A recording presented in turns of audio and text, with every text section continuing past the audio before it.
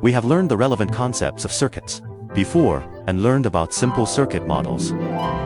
In reality, there may be more than one power supply in the circuit, and there are often multiple loads. To ensure that the circuit can achieve the required function, loads should be connected according to different requirements. The common connection methods: series, parallel, and a combination of series and parallel. In this lesson, we will explain what series and parallel circuits are and their respective characteristics. First, let's learn about the series connection of resistors. Connect two or more resistors in series one after another. Each resistor passes through the same current. We call this connection method series connection.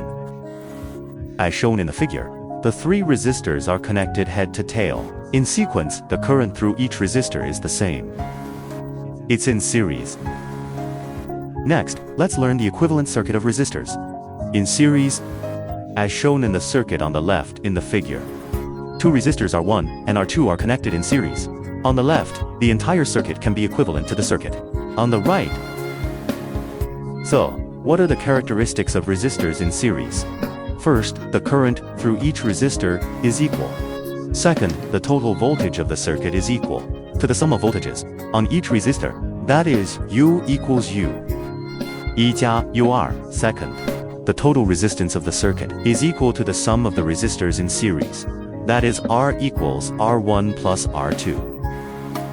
The voltage across each resistor is directly proportional to its resistance. That is, the ratio of U1 to U2 equals the ratio of R1 to R2. By connecting resistors in series, we can adjust the voltage and current to achieve functions such as voltage reduction and current limiting.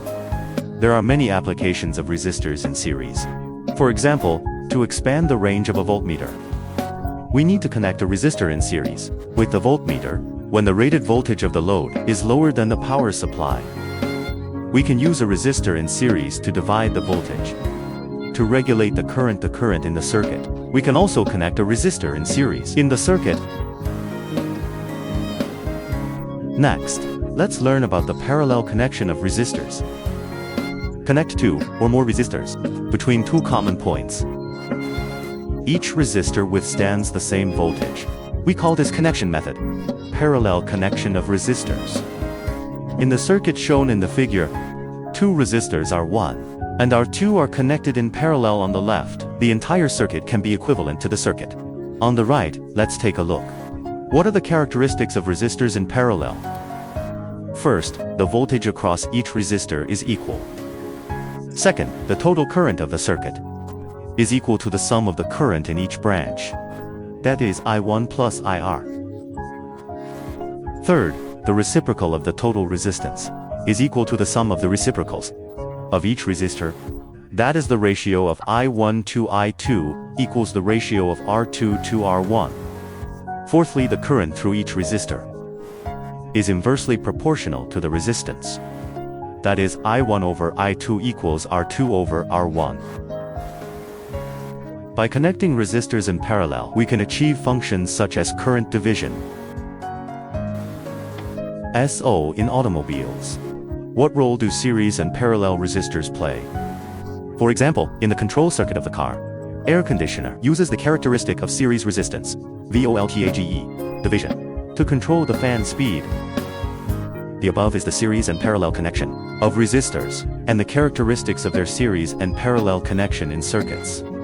For resistors in series, the current through each resistor is equal. The total voltage of the circuit is equal to the sum of the resistors' voltages. The total resistance of the circuit is equal to the sum of all resistors. Through series, resistors can achieve current reduction and voltage division.